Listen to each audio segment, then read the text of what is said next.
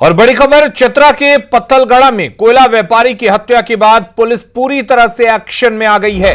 DGP MV. Rao helicopter से आज चतरा पहुंचे, जहां पुलिस लाइन में डीआईजी समेत कई तमाम अधिकारियों के साथ बैठक भी की और इलाके में नक्सलियों के खिलाफ चल रहे अभियान की जानकारी ली।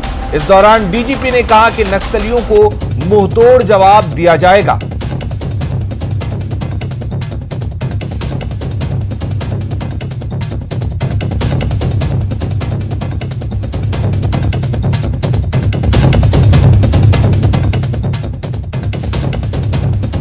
और हमारे साथ चतरा से सूर्यकांत जुड़े हुए हैं। सूर्यकांत, आपसे जानना चाहेंगे, एक बार फिर से यहां पर नक्सलियों ने अपनी धमक दिखाई है, लेकिन डीजीपी ने पहुंचकर क्या संदेश दिया है कि वाकई इस पूरे घटना के बाद से नक्सलियों को नहीं बख्शा जाएगा?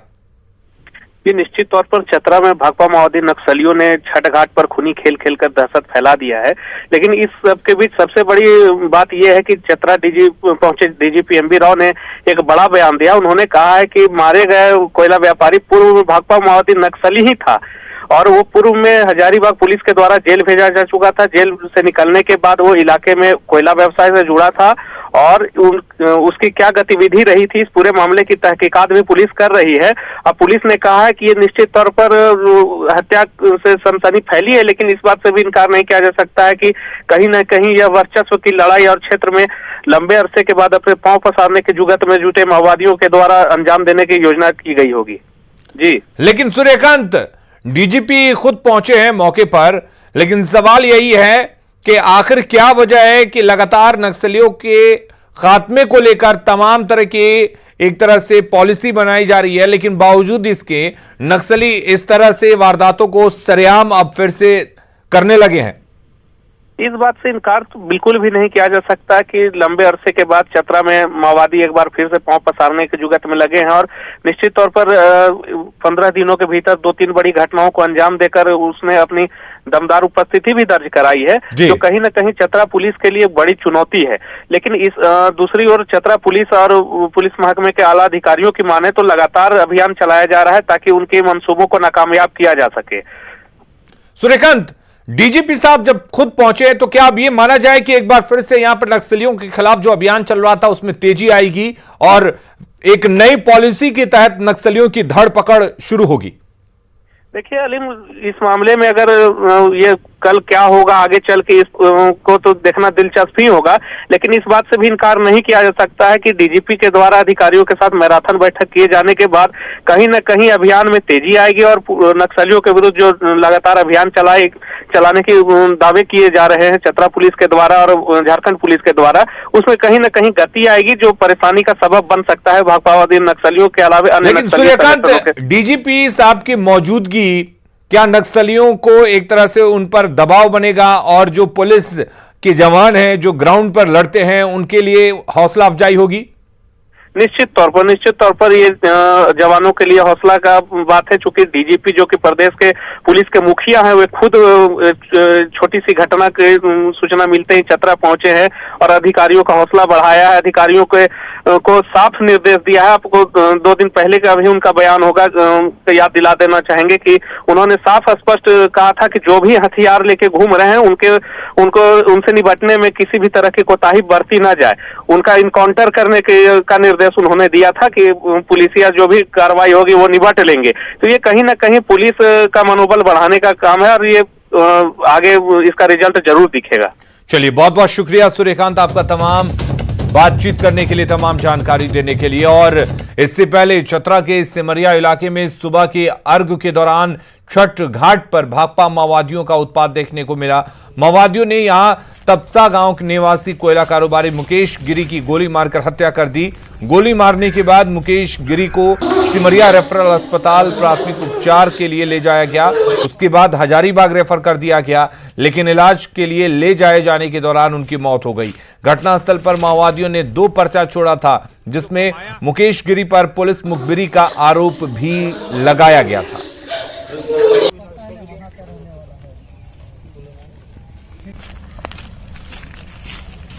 और अगली बड़ी खबर गिरिडीह से है, जहां बिरनी के खाटो धर्मपुर के पास पुल निर्माण कार्य में लगी कंस्ट्रक्शन कंपनी पर नक्सलियों ने देर रात हमला बोल दिया।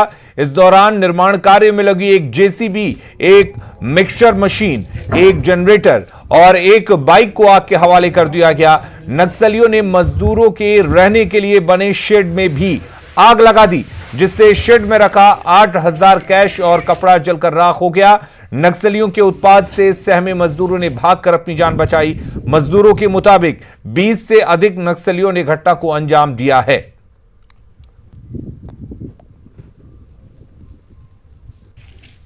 जेसीबी और मिलर मशीन और एक बाइक था, वो 3 गाड़ी जला और हम लोग का रूम जो था रूम में जला।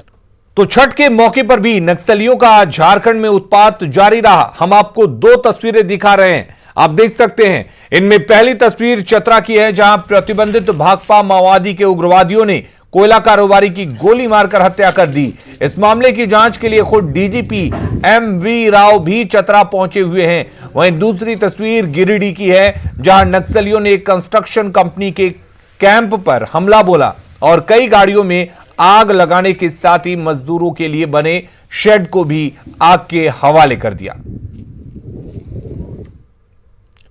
गढ़वा में 50 लाख की छात्रवृत्ति राशि में गबन का मामला सामने आया है, जिसमें डंडई प्रखंड के 3 स्कूल भी शामिल हैं।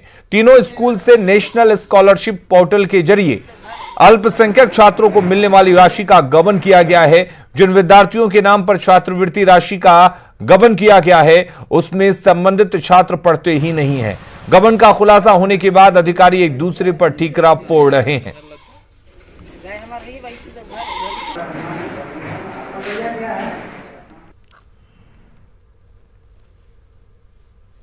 170 बच्चे इसमें अभी अध्ययनरत हैं।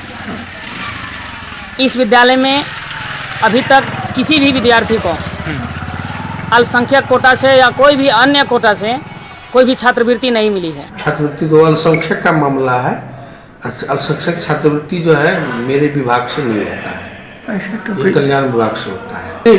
मालूम हुआ कि विद्यालय ने जो है इसको भरा फॉर्म और जो है कल्याण विभाग ने इसको जो है किया, अप्रूव किया। ऐसा मामला प्रकाश में आया है कि जो है गड़बड़ी जो है, तो इसके जांच के लिए हम लोगों ने एक कमेटी बनाया है। ब्लॉक में 3 आदमी का कमेटी है, प्रखंड विकास पदाधिकारी, प्रखंड शिक्षा प्रसार पदाधिकारी और बीडब्ल्यूओ का जांच जो है मांगा गया है। जांच में जो आएगा उस हिसाब से कार्रवाई किया जाएगा।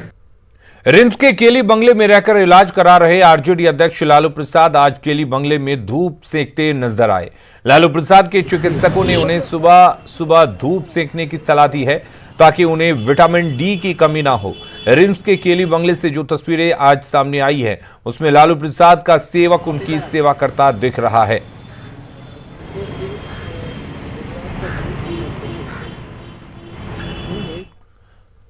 ध्वनि प्रदूषण के बाद अब वायु प्रदूषण को लेकर रांची पुलिस सख्त होने जा रही है। इसके तहत अब जल्द ही राजधानी में चल रहे ऑटो पर गाज गिरने वाली है। रांची शहर में महज 2335 ऑटो को ही परमिट मिला है, लेकिन धरातल पर हकीकत इससे कहीं अलग है। करीब 6000 ऑटो रांची की सड़कों पर दौड़ रहे हैं, जिसके खिलाफ चले अभियान में सैकड़ों ऑटो को जब्त किया गया, लेकिन अब थानों में इन ऑटो को रखने की जगह भी नहीं है। ऐसे में ओडिशा की तर्ज पर जब्त ऑटो की नीलामी 6 महीने में करने की मांग ट्रैफिक पुलिस की ओर से की जा रही है। वहीं वायु प्रदूषण को देखते हुए भी ऑटो में 4 यात्रियों को बिठाने के निर्देश दिए गए हैं। नियमों के उल्लंघन पर ट्रैफिक पुलिस फाइन वसूलने और जेल भेजने की तैयारी भी कर रही है। इधर ऑटो चालकों ने भी अपनी तैयारी कर रखी है और फाइन का भार यात्रियों से वसूलने की तैयारी में है। पैसेंजर सीटिंग कैपेसिटी 1+3, मतलब 1 ड्राइवर और 3 पैसेंजर। और अगर ये पाया जाएगा कि 3 पैसेंजर से ज्यादा बैठाते हैं तो उनका जब फाइन काटा जाएगा, तो 2 फाइन के बाद उसे एक legal injunction under section 291 IPC दिया जाएगा और चौथे बार पब्लिक न्यूसेंस लोक कंटक के आलोक में उस पर 6 महीने के लिए कारावास की सजा हो सकती है, अथवा उसका परमिट कैंसिल करने के लिए हम लोग लिख सकते हैं under section 19 motor vehicle act, जो कि हैबिचुअल ऑफेंडर का है। ये इसलिए किया जा रहा है ताकि वायु प्रदूषण, क्योंकि जितना संख्या में आप बैठाइएगा, इंजन कैपेसिटी से ज्यादा लोड रहेगा, उतना ज्यादा प्रदूषण फैलेगा। तो pollution under control check certificate के लिए भी अभियान चलाए जाएंगे और सीटिंग कैपेसिटी के लिए भी अभियान चलाए जाएंगे ताकि पर्यावरण सुरक्षित रहे। भाड़ा तो बढ़ाना ही पड़ेगा, भाड़ा नहीं बढ़ाने से 3 पैसेंजर लेके जाएंगे तो क्या पर बढ़ेगा। दिक्कत तो है थोड़ा सा और पैसा बढ़ा देंगे तो ठीक हो जाएगा। झारखंड में पिछले 24 घंटे में कोरोना से 2 लोगों की मौत हो गई है, जबकि अभी भी राज्य में 2500 से ज्यादा एक्टिव केस हैं, जिनका इलाज राज्य के अलग अलग अस्पतालों में चल रहा है। झारखंड का कोरोना अपडेट दे रहे हैं रांची संवाददाता उपेंद्र कुमार।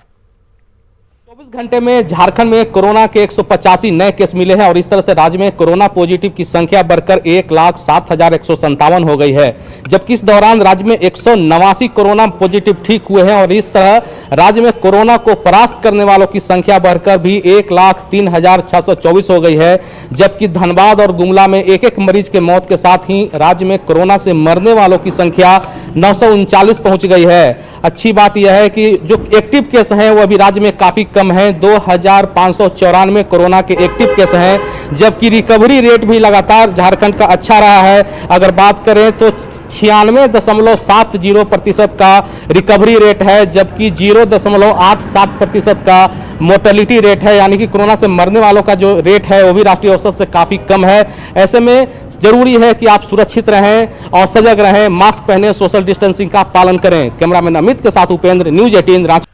और अब बात छठ महापर्व की कर लेते हैं। 4 दिवसीय छठ महापर्व का उदयमान सूर्य को अर्घ्य देने के साथ ही समापन हो गया। इस दौरान रांची सहित झारखंड के सभी जिलों में छठ घाटों पर लोगों की भीड़ उमड़ी। वहीं अपने घरों में भी लोगों ने भगवान भास्कर को अर्घ्य दिया। हालांकि कोरोना को लेकर जारी नियमों को लेकर लोग सजग दिखे, वहीं लोगों की भीड़ से कई जगह पर नियम टूटते भी दिखे। हालांकि छठ के दौरान एक बात जो कॉमन दिखी कि व्रतियों के साथ सभी श्रद्धालुओं ने कोरोना से मुक्ति की छठी मैया से कामना की। साथ ही ये उम्मीद भी जताई कि अगले साल फिर होने वाले छठ में सब कुछ सामान्य दिखेगा और लोग भक्तिभाव से छठी मैया की पहले की तरह आराधना करते दिखेंगे। दरभंगा सांसद गोपाल जी ठाकुर बीते 10 साल से छठ कर रहे हैं। इस साल भी बिरौल प्रखंड स्थित अपने गांव पड़री में उन्होंने व्रत किया। पड़री की सती स्थान पोखर में कल डूबते सूर्य और आज सुबह उदयमान सूर्य को अर्घ्य दिया। उन्होंने कहा कि इस महापर्व में भगवान भास्कर और छठी मैया को नमन किया और समस्त मिथिलावासी सहित संपूर्ण देशवासियों के कल्याण सहित विश्व कल्याण हेतु मंगल कामना की। सांसद ने कहा कि छठी मैया और भगवान भास्कर सभी के जीवन में सुख, शांति, समृद्धि और आरोग्य लाएं और सबकी मनोकामनाएं पूरी करें।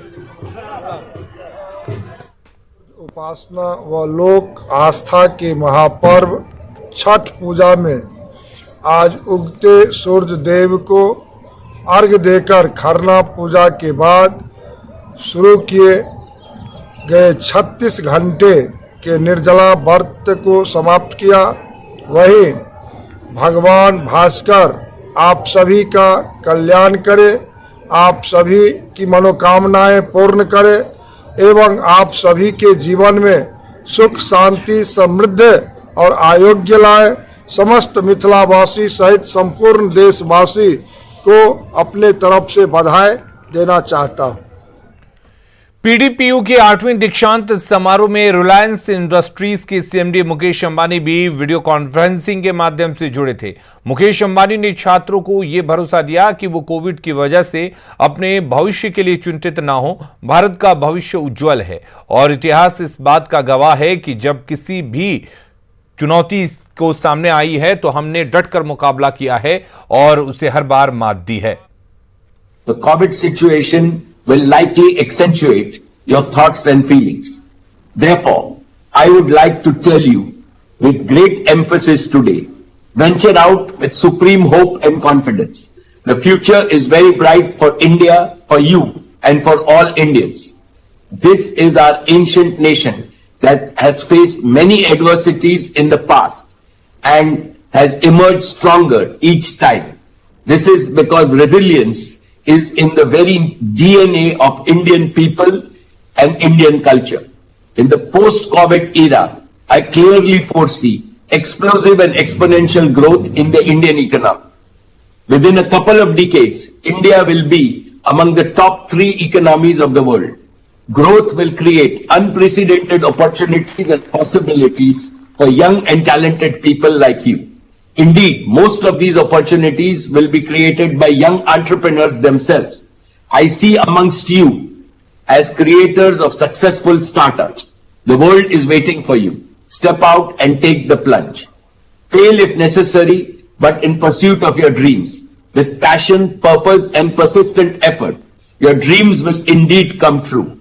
We at PDPU take pride in now calling you our alumni, our ambassadors. Make all of us at PDPU proud. Make your parents proud. Make India proud. PM Modi ने पीडीपीयू के दीक्षांत समारोह में छात्रों को सफलता का मंत्र दिया। पीएम मोदी ने कहा कि 2 ऐसी बातें हैं जिनका अनुसरण करके सफल हुआ जा सकता है। सेंस ऑफ रिस्पॉन्सिबिलिटी के बजाय सेंस ऑफ बर्डन इसके बोझ के नीचे दबे हुए रहते हैं। यार क्या करूं, एग्जाम आ रही है, यार क्या करूं, जल्दी जाना, हर बार बर्डन। देखिए दोस्तों, सेंस ऑफ रिस्पॉन्सिबिलिटी का भाव व्यक्ति के जीवन में सेंस ऑफ अपॉर्चुनिटी को भी जन्म देता है। उसको रास्ते में कभी रुकावट नहीं, बल्कि अवसर ही अवसर दिखते हैं। सेंस ऑफ रिस्पॉन्सिबिलिटी व्यक्ति के पर्पस ऑफ लाइफ के साथ ट्यून्ड हो, उनके बीच में कॉन्ट्राडिक्शन नहीं होना चाहिए, उनके बीच में संघर्ष नहीं होना चाहिए। सेंस ऑफ रिस्पॉन्सिबिलिटी और पर्पस ऑफ लाइफ 2 ऐसी पटरियां हैं जिन पर आपके संकल्पों की गाड़ी बहुत तेजी से दौड़ सकती है। खबरें लगातार जारी हैं, आप बने रहिए न्यूज़ 18 बिहार झारखंड के साथ।